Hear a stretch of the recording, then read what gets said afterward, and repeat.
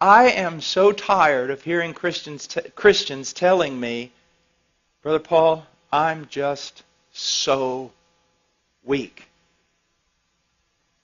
And you say, well, Brother Paul, you started your sermon saying you were weak, so why can't we say it? Well, I want you to understand the phrase and the context of it. First of all, you're not weak. And I can prove it to you. In the last week, W-E-E-K,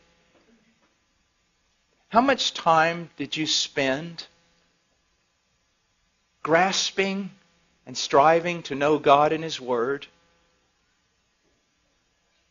And in prayer, knowing that apart from God and His work on your behalf, you weren't going to be able to make it. Oh, see, it's really easy to say, I'm so weak. Your problem is not that you're so weak. Your problem is that you think you're strong. And I can prove it by just looking at your devotional life. Do you see? Our problem is not that we're too weak. Our problem is that we do not recognize our weakness. Do you see that? That's why the men and women that have been most used of God throughout Christian history seem to have only one thing in common, a recognition of their weakness. Now, here's what I want to show you, and it's so, so important. Weakness is not a hindrance to power. Weakness is the catalyst to spiritual power. The problem is wrong response. So first of all, you need to recognize something. Everybody's weak. Everything that is demanded of you in the New Testament is absolutely impossible for the natural man. There you go. So now everybody's on the same level. Me, you, Spurgeon, John Piper, all of us, everyone's weak. That's it. Now you can't use weakness as an excuse anymore because everybody's just as weak. No one can do this stuff. No one. So there you go. We're weak. The question is, what do we do? Now, many people just mouth weakness because it's the Christian thing to say. I'm weak. Other people found it very convenient to use that phraseology. Why? Because they can use it as an excuse for their sin. Well, I'm weak. Everybody's weak. But the right mindset here is in recognizing your weakness, it drives you to God. Immediately to God. Believing in faith that He's the fountain He claims to be.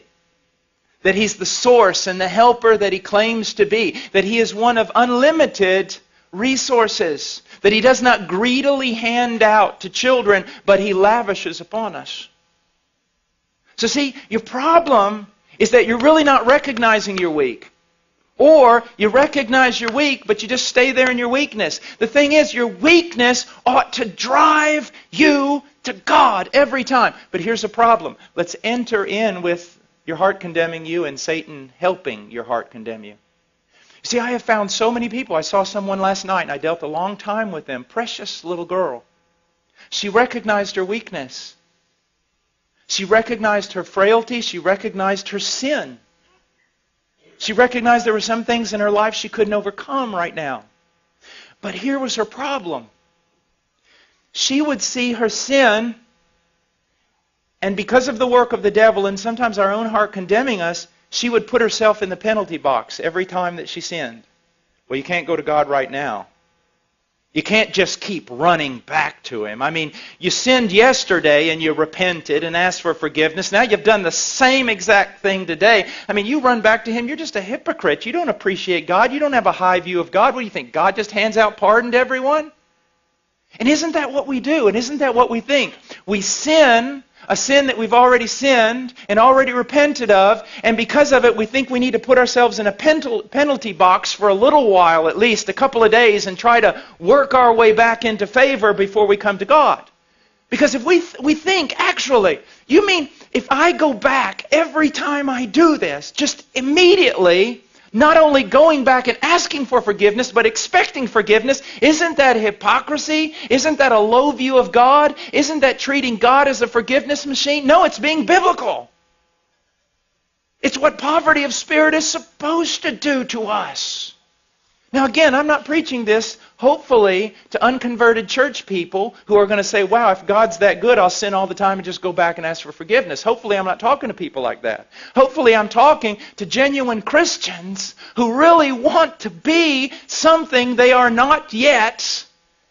But when they find themselves frail and they find themselves weak and they find themselves sinning the same sin, they kind of huddle over here and wait. Maybe read their Bible a few days, pray some more, show God they're really sincere before they run over there and actually try to get some forgiveness. No! One of the great joys of my life is when I discovered that the moment I sin the sin I always sin, my first response ought to be to latch a hold of Christ. And not beggarly, not thinking, oh, here I am, you ought to strike me down. But no, I latch a hold of Christ saying, I believe your promises.